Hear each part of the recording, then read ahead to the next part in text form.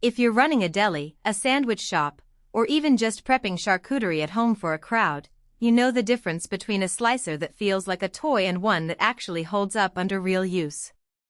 The last thing you want is something that wobbles, dulls fast, or forces you to fight with the controls every time you switch from prosciutto to cheddar.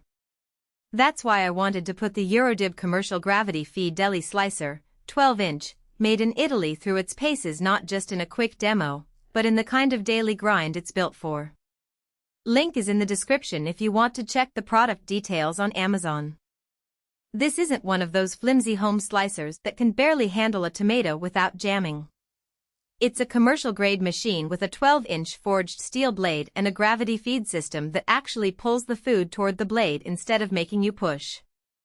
That might sound like a small thing, but once you've spent 20 minutes wrestling a cheap slicer to slice a single loaf of bread, you'll appreciate the difference. The thickness dial is smooth and precise, no jerky leaps between settings, so you can dial in slices from paper-thin for prosciutto to a full quarter-inch for sandwiches without second-guessing every adjustment. Where this slicer really earns its keep is in the kitchen workflow. If you're slicing large batches of meat or cheese, the gravity feed means you're not constantly repositioning the food or using your free hand to guide it. That keeps your rhythm steady and your fingers clear of the blade, which is a huge safety win when you're moving fast.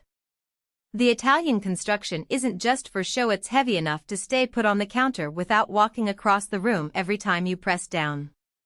And because the blade is forged steel, it holds an edge longer than the stamped blades you'll find on cheaper models, so you're not sharpening it every other week. That said, it's not perfect for every situation. If you're slicing soft items like tomatoes or soft cheeses, you'll still need to guide them carefully.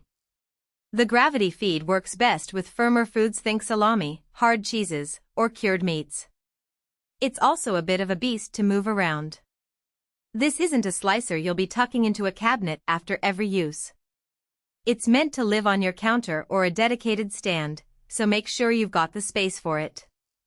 And if you're used to the ultralight slicers you see in some home kitchens, the weight might feel like overkill at first, but trust me, once you're slicing a 10-pound block of cheese without it flexing, you'll be glad it's built this way.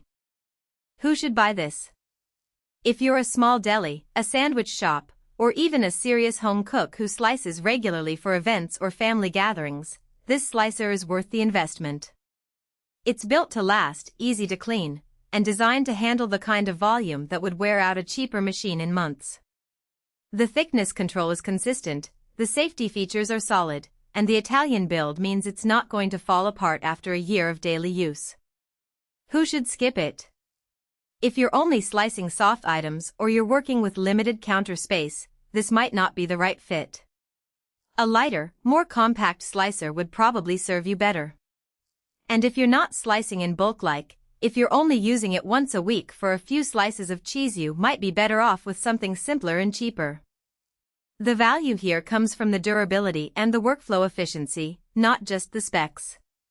You're paying for a machine that won't quit when you need it most, and that's worth a lot when you're in the middle of a lunch rush or trying to get through a mountain of prosciutto before guests arrive. It's not the cheapest slicer out there, but it's not overpriced for what it delivers either.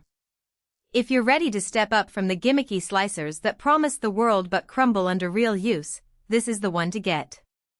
Check it out using the link in the description and see for yourself why it's built to handle the demands of a busy kitchen.